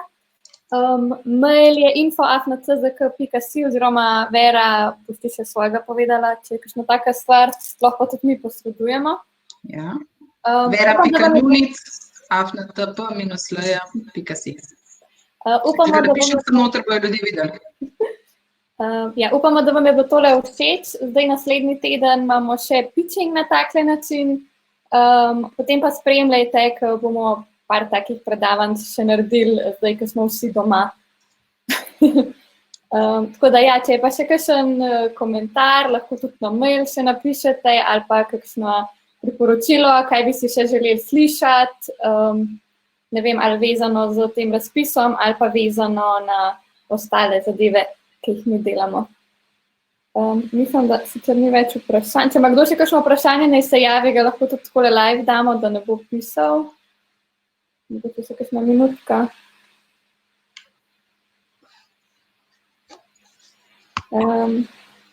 Ponovitev bo možno gledati, bomo tudi mi zdaj objavili in na našo stran link in lahko vam še enkrat pošljemo.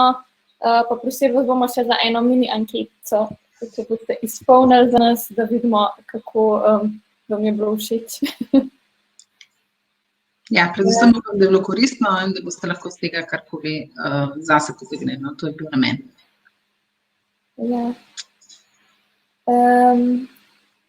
Ok, link posnetka. Aha, malo prej tale delavnica je res bila na hitrico prestavljena, ker nismo pričakovali, da bomo tako hitro doma mogli ostati. Naslednji teden je pa ob 2 in boste tudi prej dobili že link. Kar se tiče pa teh vprašanj za razpis, imamo pa še vedno ob torkih pa ob petkih infotočke, ker so zdaj video infotočke. Prijaviti se je treba vsaj en dan prej do 12, ker drugače ne moramo vseh razporediti. Je pa fino, da se čim prej prijavite, zato da dobimo to. Lahko jaz skočim z enim odgovorom? Ja, kar. Ok, vprašanje Matjaža je bilo, ali je intervju potrebno narediti pred prijavo na razpis? Pred prijavo na razpis ali ga lahko predvidevaš in ga izvedeš v sklopu projekta. Odvisno je, na katero fazo se prijavljate, ampak načeloma, če ste vi v prvi fazi, se pravi, če se prijavljate na A1, ste mi že odgovorili, če se prijavljate na A1, je lahko to delo v sklopu projekta, ker vi v bistvu zdaj se prijavljate z neko idejo, ki jo boste razvijali in eden od vaših KPI-jev, se pravi, eden od vaših ciljev so tudi lahko intervjuji na trgu. Barbara sprašuje, kako prepoznati, definirati problem potencialnih strank, če dejavnost deluje zelo neproblematično, tipa turizem, naprimer izleti. Mogoče me moti samo ta izraz problem, izziv. Aha, ok, to je recimo, zdaj, če sem prav razumela vprašanje, zakaj ljudje, recimo, gremo na dopust, pa nimamo nekega problema, ne? To bi bilo recimo eno vprašanje. Se pravi, ja, obstajajo dejavnosti, kjer ljudje gremo iz neke želje, potrebe, nimamo nekega direktnega problema, nimamo glavobola zdaj zaradi tega, ker bi šli radi letos pa na, ne vem kam, na Sešele, ali pa nimamo nekega posebnega, če pišete knjigo, se pravi, ne boste našli v stranki nekega posebnega problema, boste pa našli željo in te želje morate poznati. Se pravi, jaz iščem, občutim, da na trgu je premalo, ne vem, romanov na temo to in to, in to si želim in to bi rada prebrala in iščem tako knjigo. Ali pa premalo je, ne vem, interaktivnih knjigic za otroke in veste, da obstaja ciljna skupina takih staršev, ki bi to želela kupovati. Iskajte ne iz problema posameznika tudi v turizmu ali pa gostinstvu ali pa kjerkoli, se pravi, ja, ok, je problem, če si lačen, potem greš v najbližjo gostilno trgovino in pač se ne ješ, ampak sicer pa hodiš nekam iz neke želje, vedoželjnosti, spoznavanja nečesa novega in vi morate vedeti, to je v bistvu problem vaše stranke. Kaj si ona želi, kam bi ona želela iti, kaj bi ona želela videti. Na podlagi tega v bistvu definirate. Kaj imamo še vprašanje? To pomeni, da je prijatelji potrebno intervjuje izvesti pred prijavo projekta. Najboljše je, vi ne rabite delati intervjujev, morate pa vedeti, morate pa jasno komunicirati, kaj so problemi, izzivi vaših strank. Intervju je eden od načinov, ki smo ga danes obdelali, kjer boste vi najlažje spoznali, kaj so izzivi. Da ne ugibate, da ne predpostavljate. Da ne gledate, aha, če imam jaz ta problem, pa ima tudi cel svet, pa imajo vse ženske stare tukaj jaz, isti problem. To so moje assumptions, to so moje predpostavke. Nikoli na podlagi predpostavk ne gradimo biznisa. Gremo se pogovarjati. In če v bistvu veste, če ste dlje časa v nekem poslu, če se boste prijavljali na A3, potem predvidevam, da ste že dlje časa v nekem biznisu, potem vi veste, kdo so vaše stranke in jih že poznate. Kar pomeni, da ne rabite intervjuja sploh delati. Ni to stvar za razpis ja ali pa ne, a ne. Pomembno pa je, da poznate, da veste, kaj so njihovi izzivi, težave in kaj jim rešujete. Ok, bom, da sem odgovorila. Ali imate mogoče v planu?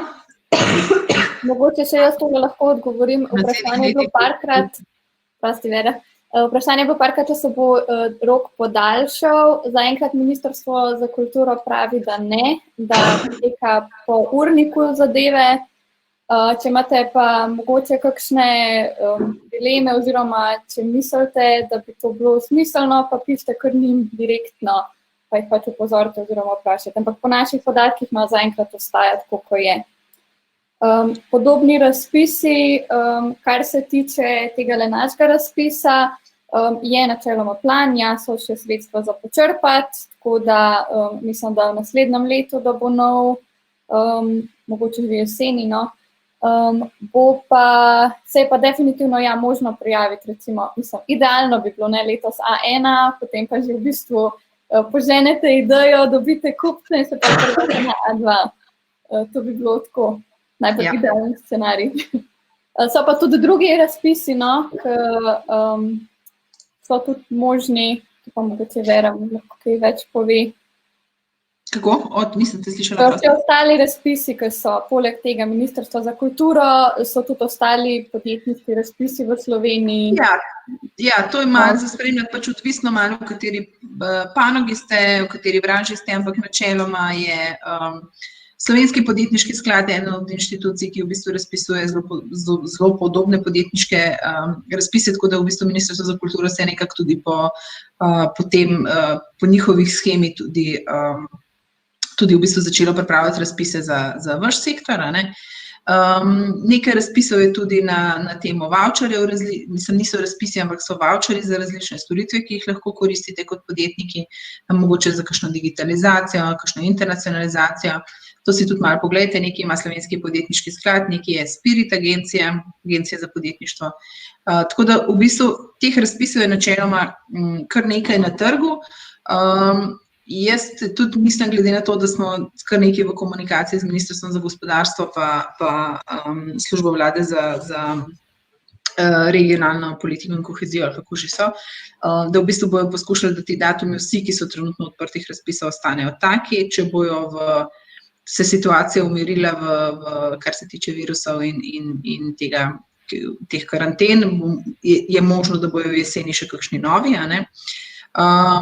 Bi pa predlagala, da vsi tisti, ki ste iz nekih preventivnih razlogov, vsi tisti, ki ste dovolj zreli za prijavo na razpis zdaj, da to tudi naredite, ker se veste, nikoli ne vemo, kdaj bo kakšna bo situacija v državi in takrat pač ljudje oziroma vlada vleče tudi kakšne poteze iz vseh možnih rezerv, sredstev, pač jih praska za to, da jih nameni reševanju. Tako da ne govorim, da razpisov ne bo, ampak ne govorim, da razpisov ne bo, govorim pa samo o tem, da se vse to lahko že zgodi. Tako da nekaj razpisov je, malo spremljate te take podjetniške vsebine, pa pač se prijavljate na tisto, kar vam je čim bolj pisano na kožo. Še nekaj vprašanja imamo? Še nekaj vprašanja. Če član skupine sodeluje pri 2 ločenih prijavljenih projektih, ne kot član skupine si v bistvu lahko kjerkoli. Problem je samo, da ena oseba ne more prijavljati več razpisov. Če sem član inkubatorja, če se lahko prijaviš na razpis, lahko. Tukaj recimo bi bil samo problem, če bi se, ne vem, prijavil na razpis z nekim projektom in potem z istim projektom še na neko stvar in bi imel dvojno financiranje z strani ministrstva, se mi zdi. Da. Ja. Jaz tega vprašanja nisem razumela, ali lahko kot člane skupine dodamo tudi študente? Jaz mislim, da je to v smislu za ta razpis, ko daješ člane skupine, so seveda lahko tudi študentje. Mislim, fino je samo pač napisati, kakšne reference imajo oziroma zakaj so oni zdaj tam. Mislim, tukaj je bolj pomembno, kakšen je tvoj status, kaj v bistvu ti delaš oziroma kaj znaš. Ja.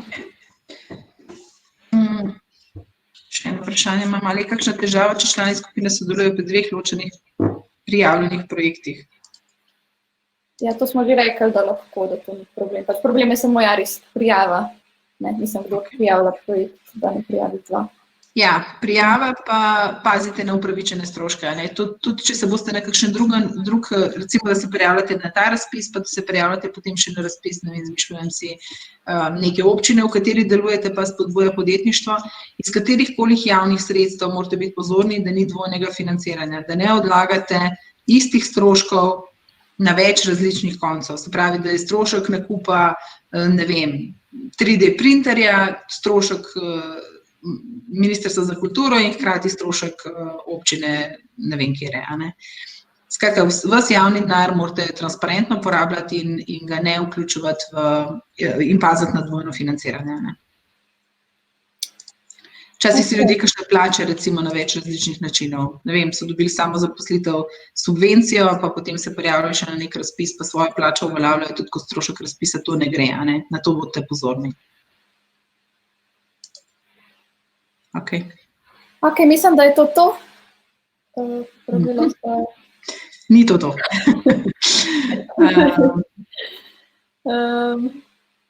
To ne vem, če je upravičen strošek, čisto resnici, mogoče to z ministrstvom najbolj za preveriti. So pa kar široki, no, ti upravičeni stroški pri razpisu Ministrstva za kulturo, mislim. So kar prijazni z njimi. Lahko nam tudi na mail napišete, pa bomo še mi preverili. Potem je še vprašanje, ali lahko, če si prijavljen kot samozaposleni in imaš zavod tudi kot prijavitelj? Ja, pač prijavlja se pravna oseba. Vi se pa zdaj odločite, katera. Ena prijavi nekdo, ki še nima svojega podjetja. Se pravi, fizična oseba. To pa nisem zdaj prepričana. Jaz nisem 100% prepričana, mislim, da ne bo šlo. Mislim, da ne. Mislim, da rabi biti neka pravna oseba v resnici, ampak dajte nam tole še na mail poslati, pa preverimo za ziher, pa odgovorimo. Ok. To se kar polne. Prijaviti A1, ja, mislim, ena pač pravna oseba lahko prijavi lahko da en razpis, se pravi, se bo treba odločiti A1 ali A2. Tudi ponavadi je tako, da pač ali imaš idejo, ali imaš pa pač že neko podjetje, ki ima že neke preverjene kanale, ki ima že neko prodajo, potem si A2. Sodišče se odprte eno vprašanje. Ok. Fizična oseba se ne more prijaviti. Ne, jaz mislim, da ne. Vprašanje je tole, če tako registrirati zavod, zdaj, ko so sodišča zaprta. No, mogoče s takimi stvarmi pa opozorite Ministrstvo za kulturo, da je tukaj pa prišlo do pač problema. To si lahko tudi mi malo zapišemo, pa bomo... Ja, definitivno bomo to naprej poročili. Ker... Ja, takoj, ko je kakšen tak problem, da pač časovno nekaj ne gre čez, potem pa so neke podlage, zakaj bi se lahko predstavili v resnici. Ja. Ok.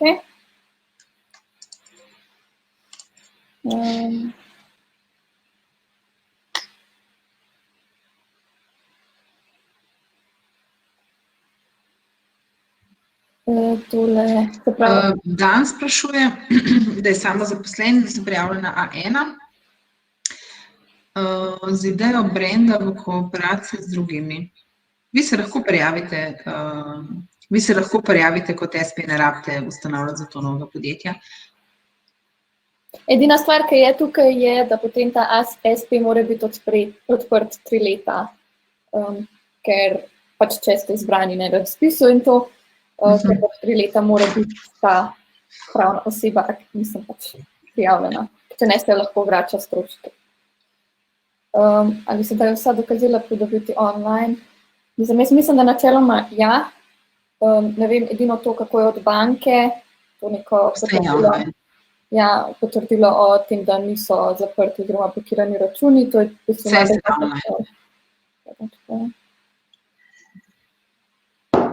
to pa načeloma, ja. Ja. To se da vse, samo je pa res, da bo zdaj verjetno kakšen dan več trajalo. No. To pa zna biti. iPES pa banka so zelo odzivni, za FURS pa nisem prepričana. No. Verjetno tudi. Pač vsa potrdila načeloma se da dobiti online. Ja, mislim, da je za vse, to za 3 leta, ampak ja, spet je kakšna taka stvar, na kar na mail še napišite, oziroma tudi ministrstvu, da se že prepričate. To so vse neuradni odgovori. Je 3 leta od tega, ko dobite pač razpis. Pogodbo. Ja, pogodbo, ko podpišete. Ja. Mislim, da to lahko pomeni tudi samo, da je pač zadeva, da obstaja, ne, ni treba, da je zdaj aktivna. Samo, da se jo ne zapre. Ali je možno dati prijavo samo v digitalni obliki? Ne. Ne.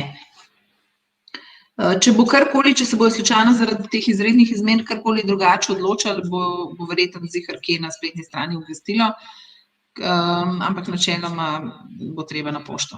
Žal. Ja.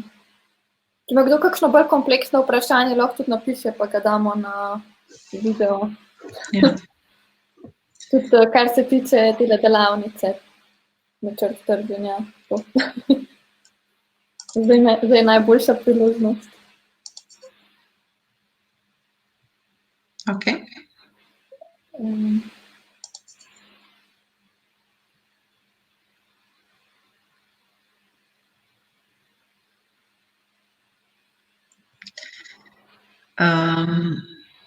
Ja, načeloma ja.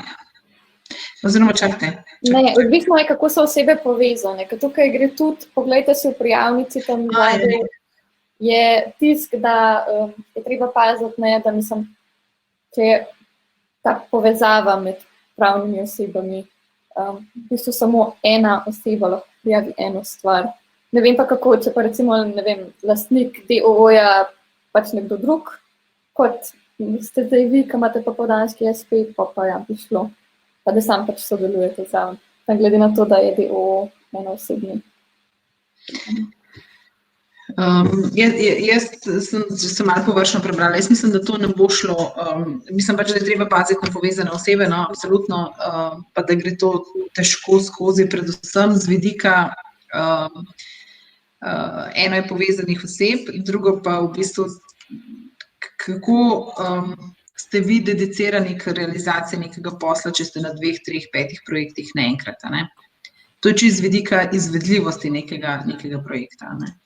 Tako da lahko bi to tudi v očeh komisije izgledalo, da ste pač nek lovec na razpise in bi bilo to lahko pač napačno razumljeno z tega nekega vidika. Ker načeloma se iščejo pač ljudje, ki so pripravljeni 100% svojega časa, energije vložiti pač v realizacijo enega projekta. In če zdaj delate na večjih, je pač se teh 100% malo razdeli.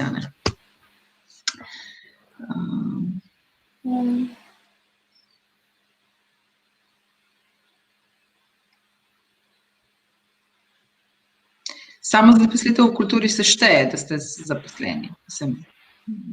Se pravno po statusu šteje 0, ampak v resnici se šteje pač zaposlitev.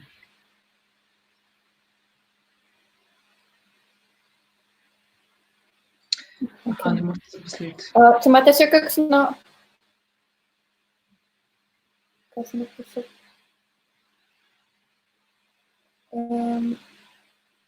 Mislim, da bi tu napisala pač ena oseba zaposlena.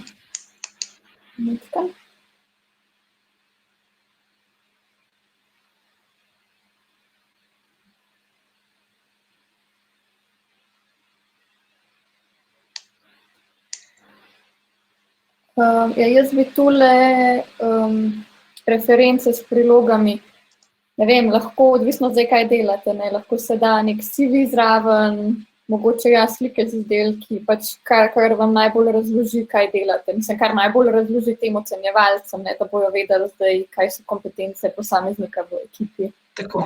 Neki referenčni projekti, to lahko tudi sami spišete. Lahko so neki neka pisma, ki jih vam dajo zadovoljni uporabniki stranke. Lahko je pač karkoli, kar čim bolj dokazuje to, da ste, lahko tudi slike, ja, tako, čim bolj dokazuje to, da ste kredibilni, da imate reference. Ja. Ok, jaz mislim, da zdaj tule zaključimo. Še enkrat vas lepo povabim, da se prijavite tudi na individualna svetovanja, če so kakšna bolj specifična vprašanja. Ja, s takimi vprašanji sploh, s takimi vprašanji sploh, ki so bolj vezani na te admin stvari, na razpis, je po mojem najboljše, da kakšne individualna svetovanja, ker boste največ odgovorov dobili. Če so pa kakšna taka res kompleksna vprašanja, pa seveda pač Ministrstvo za kulturo, oni v bistvu lahko uradne odgovore dajo in oni vam bojo najboljše lahko povedali. Take stvari. Drugače pa ja, spremljajte našo spletno stran, prijavite se na naš novičnik, da zveste, kaj zdaj delamo, kjer e-delavnice bomo še vse imeli v prihodnosti. Pa hvala, ker ste bili z nama. Ja. Aha, čakaj še, probam odgovoriti, če tole. 100%. Odvisno, koliko časa daš trajanje svojega projekta, če je to za A2 vprašanje, ko je treba neko zaposlitev, saj ni treba, da je ta projekt trajno leto, lahko rečeš, da traja pol leta, pa potem ta strošek precej manjši, recimo, ne.